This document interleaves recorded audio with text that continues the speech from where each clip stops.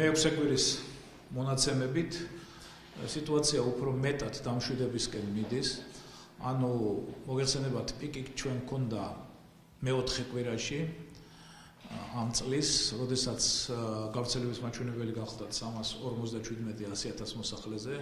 შემდეგ მე-5 კვირაში იმ მაჩვენებელმა დაიწია 310-მდე და მე-6 კვირაში გვაქვს უკვე 284,000 მოსახლეზე. ამასთან ერთად ჩვენ ვაკვირდებით მიმართვიანობას, გარკვეულად ის შემცირებულია, მაგრამ მაინც დამშვიდების საფუძველი არ გახლავთ. რამე თუ თებერვალია და თებერვალში ჩვენ გრიპი ჯერ კიდევ გვექნება.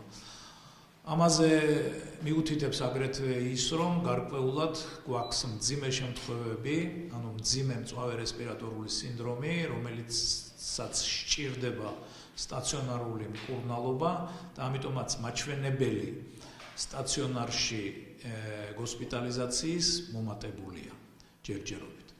აქედან გამომდინარე, ზოგადად ლაბორატორიულად ამ სეზონზე ჩვენ გვაქვს 329 დადასტურებული შემთხვევა გრიპისა, ძირითადად გახლავთ A გრიპი, აქედან 317 გახლავთ H1N1, რასაც მოსახლეობაში სწორედ და თქვენ ჟურნალისტები უწოდებთ ღორი ეგრესიული ღორის გრიპს. დანარჩენი 12 გახლავთ H3N2, ანუ წელს პრევალირებს, როგორც ხედავთ, ძირითადად H1N1. სამწუხაროდ გვაქვს დღევანდელი რიცხვით 16 დადასტურებული ლაბორატორიულად გარდაცვალების შემთხვევა. აქედან 15 გახლავთ H1N1 და 1 H3N2 და მინდა ხაზი გაუსვა, რომ ყველა ეს შემთხვევა გახდათ ძირითადი ფონური ქრონიკული დაავადების ფონზე, სამწუხაროდ დაგვიანებული მიმართვით სამედიცინო დაწესებულებებისადმი და სამწუხაროდ დაგვიანებული დაწყებით ანტივირუსული მკურნალობის. ამიტომ სარგებლობ შემთხვევით და კიდევ ერთხელ მინდა მივმართო საქართველოს მოსახლეობას, რომ მიუხედავად იმისა, რომ პიკი გადავლილია, ხედულობაში მაქვს მე გრიპის გავრცელების, მაინც თებერვალში გრიპის შემთხვევები იქნება, არა იმდენი რაც ჰქონდა ჩვენ იანვრის და ამ წლის მე-5 კვირას, ამიტომ უნდა ვიყოთ ისევ და ისევ ფრთხილად და უნდა დავიცვათ ყველა ის რეკომენდაცია, რასაც ამ ხნის განმავლობაში ჩვენ ვაძლევთ მოსახლეობას. კერძოდ, რომ გრიპის დაწყების პირველივე სიმპტომების შემთხვევაში ხედულობაში მაქვს მე მაღალი ტემპერატურა, თავის ტკივილი, ყელის ტკივილი, სახსრების ტკივილი, ბავშვებში შესაძლებელი გულისრევა, ღებინება და ასე შემდეგ, მივმართოთ ჩვენი ოჯახის ექიმს, ან შესაბამისად სამედიცინო დაწესებულებას და მივყვეთ შემდგომ ექიმის რჩევებს. ხაზს უსვავ, რომ ადრეულ ეტაპზე დაწყებული მკურნალობა გახლავთ სრული გარანტია გამოჯანმრთელებას. სამწუხაროდ ის შედეგები, რომელიც დგება, ხედულობაში მაქვს მე გართულება და ჰოსპიტალიზაციის აუცილებლობა, ასევე სამწუხარო ფატალური შემთხვევები თითქმის ყველა დაკავშირებულია დაგვიანებულ მიმართვასთან სამედიცინო დაწესებულებებისა. ამიტომ ხაზს უსვავ ასევე კიდევ ერთხელ რეკომენდაციას ორსული და ფეხმძიმე ქალბატონებისადმი.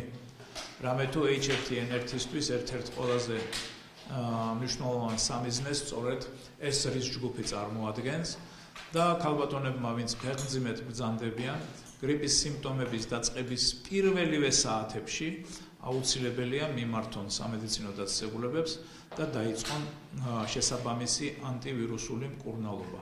ანტივირუსული წამლების მარაგი ქვეყანაში საკმარისია. ყველა მუნიციპალიტეტში, საზოგადოებრივი ჯანდაცვის ცენტრებში გახლავთ ტამიფლუ და ექიმის ფორმა 100-ით ყველა ორსულ ქალბატონს ის შეუძლია მიიღოს სახელმწიფოს დაფინანსებით, ანუ სახელმწიფოს ხარჯზე.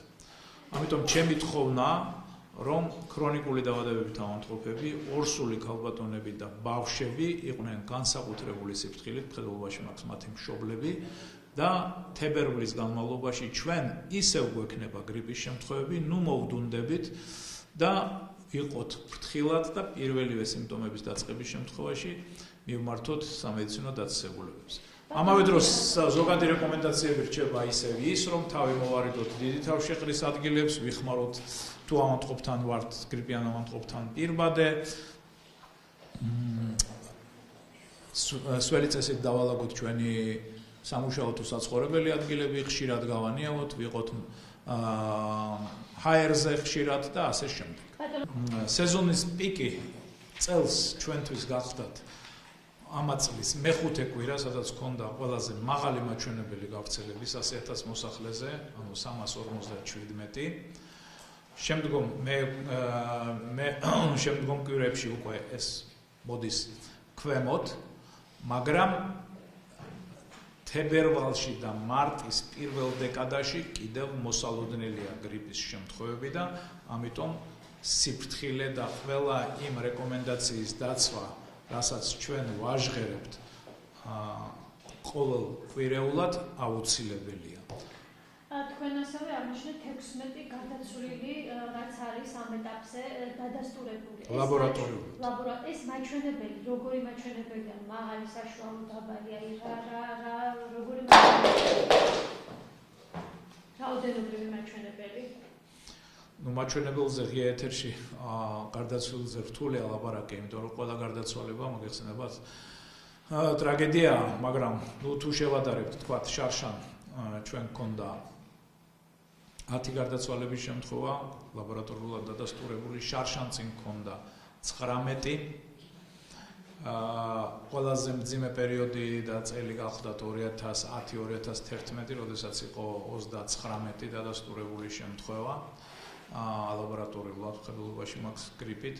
ამიტომ ჩვენ ხშირად ვამბობთ, რომ დამოსახლებაში ეს აზრია გავრცელებული, რომ გრიპი მსუბუქი დაავადებაა. დიახ, ათასობით შემთხვევაში საკმაოდ მსუბუქად მიდის, მაგრამ რიგ შემთხვევებში და განსაკუთრებით რიგ ჯგუფებში ის იძლევა გართულებას და სამწუხაროდ გარკვეულ შემთხვევებში ამ ფატალურ გართულებასაც.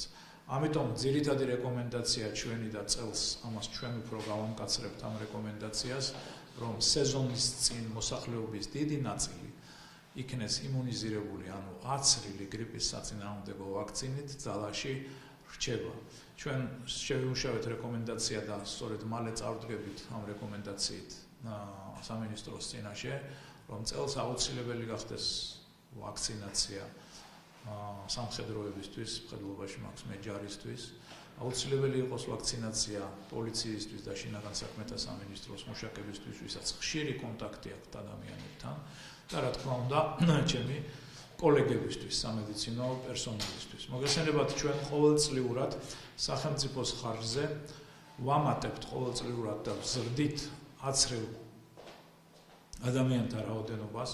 შარშან ქვეყანაში 2015 წლის შემოდგომაზე აიცრა დაახლოებით 20,000 ადამიანი, აქედან 12,000 აცრა სახელმწიფო დაფინანსებით და დაახლოებით 8,000 აიცრა კერძო სექტორში და ძირითადად აიცრენ სახელმწიფოს მიერ მაღალი რისკ ჯგუფები და ესენი გახლავენ სწორედ მოხუცთა თავშესაფარში მყოფი მოხუცები, ბავშვთა სახლებში მყოფი ბავშვები, დიაბეტიანი ბავშვები, ქრონიკული დაავადებებით ავადმყოფები, ასევე ღორსული ქალბატონები შეეთავაზათ და ასევე ჩვენი კოლეგები, ანუ სამედიცინო პერსონალი. მაგრამ სამწუხაროდ ეს აქტივობა ამ შემოდგომაზე არის ხოლმე ნაკლები და ჩვენ, როდესაც უკვე გრიპის სეზონი დგება, მაშინ ვაყენებთ ამ საქმეს. ბატონო ამერად, ეს აცრები, რომელზეც თქვენ საუბრობთ, ამ ტიპის H1N1 ვირუსზეც მოქმედებს? დიახ, იმ მოგესალმებით, ყოველ გაზაფხულზე ჯანმრთელობის მსოფლიო ორგანიზაცია იძლევა რეკომენდაციას და პროგნოზს თუ რა შტამი იცირკულირებს ვირუსისა შემოდგომაზე.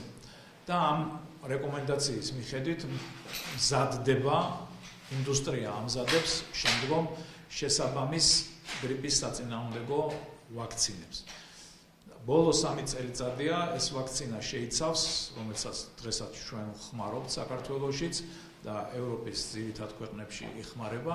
გახლავთ ამ ვაქცინაში გახლავთ 3 ძირითადი შტამი ვირუსის, მათ შორის H1N1, H3N2 და კიდე B შტამის ვირუსი.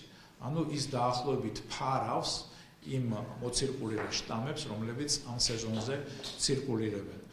მოგესალმებით, რომ გრიპის ვირუსის საწინააღმდეგო აცრა ეს არ გახლავთ, როდესაც ცხოვრებაში ერთხელ გაიკეთებთ და მუდმივად შემდგომ დაცული ხართ, რადგან შტამები თითქმის ყოველწლიურად გარკვეულად ვარირებს, ამიტომ სასურველია და აუცილებელია ყოველწლიურად სეზონის წინ აცრა. განსაკუთრებით ხაზს უსვავ რისკის ჯგუფების ადამიანების, სადაც მომატებული რისკია, რომ გრიპოზულმა ინფექციამ შეიძლება მოგვცეს სერიოზული გართულები. უმრავლესობა სამწუხაროდ გახდნენ სწორედ მომატებული რისკის მქონე ადამიანები, ანუ ვისაც ჰქონდა, თქვათ, თანხლები და ფონური დაავადების სახით ქრონიკული დაავადებები. და აქ ჩვენ ვყოფთ განსაკუთრებით 4 ჯგუფის დაავადებას. ეს არის ქრონიკული გულის დაავადებები, გადატანილი გულის კუნთის ინფარქტი, გადატანილი ინსულტი, ასევე დიაბეტიანი ავადმყოფები არიან საკმაოდ მომატებული რისკის, ასევე ფილტვის ქრონიკული ობსტრუქციული დაავადებებით ავადმყოფები, მხედველობაში მაქვს მე ემფიზემა, ქრონიკული ბრონხიტი, ასთმა და ასე შემდეგ. ამ რასაც მეკითხებით, ამ 16-დან უმრავლესობა გახდათ სწორედ ასეთი ადამიანები. მაგრამ ხაზს უსვავ, რომ ყველა ამ შემთხვევაში ეს არ ნიშნავს, რომ თქვენ ქრონიკული დაავადება გაქვთ და დაგემართათ გრიპოზული ინფექცია და აუცილებლად ეს ფატალურად დამთავრდება. ათასობით შემთხვევაში ეს გამოჯამრთელებით მთავრდება. ამიტომ სამწუხაროდ ყველა ამ შემთხვევაში ჩვენ გვაქვს და ეს დეტალურად ანალიზირდება ხოლმე გვიანი მიმართვიანობა სამედიცინო დაწესებულებებისადმი. ადამიანს როცა ეწყება გრიპოზული ინფექცია, ის ფიქრობს, რომ აი ხვალზე სწრაფად ეს გაივლის და სამწუხაროდ ხშირად ხდება ხოლმე დაგვიანებული. ჩვენ გვაქვს შემთხვევები, სწორედ აქ როცა აანალიზდება ეს ფატალური შემთხვევები, მე-10, მე-12, მე-15 დღეს მიმართვა სამედიცინო დაწესებულებებისადმი, როდესაც უკვე ინფექცია სერიოზულ განვითარებას ხოვებს. და თუ გვაქვს ინფორმაცია ჩვენს მეზობელად რა ხდება ამ კონფლიქტით?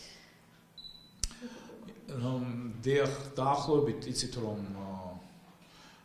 საკმაოდ სერიოზული ეპიდემიურობა გრიპის გახდათ რუსეთში, ასევე უკრაინაში, ასევე ჩვენს მეზობელ ქვეყნებშიც, მე მხედველობაში მაქვს მე სასუნხეთი,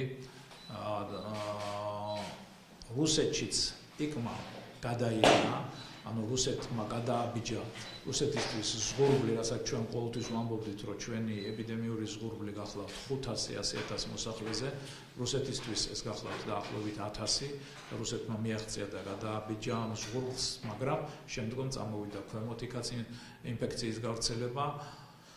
საკმაოდ უფრო მეტია, რა თქმა უნდა, რუსეთი ჩვენზე დიდი ქვეყანაა, უკრაინა იქ სამწუხარო ეს ფატალური შედეგები, ანუ გარდაცვალების შემთხვევები იქ 200-ია უკრაინაში დაახლოებით, ასევე ჩვენს მეზობელ ქვეყანაში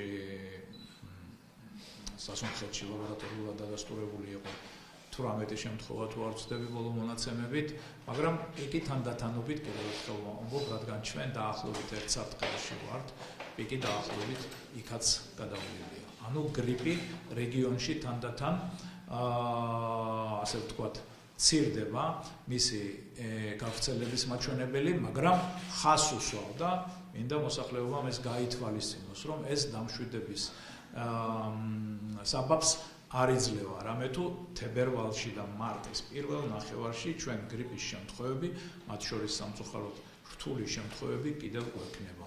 ამიტომ უნდა დავიცვათ ის რეკომენდაციები, ის სიფრთხილე, რასაც ჩვენ მუდამ ვაჟღერებთ და ყოველდღიურად ჩვენს ვებგვერდზე ეს ახლდება ეს ინფორმაცია.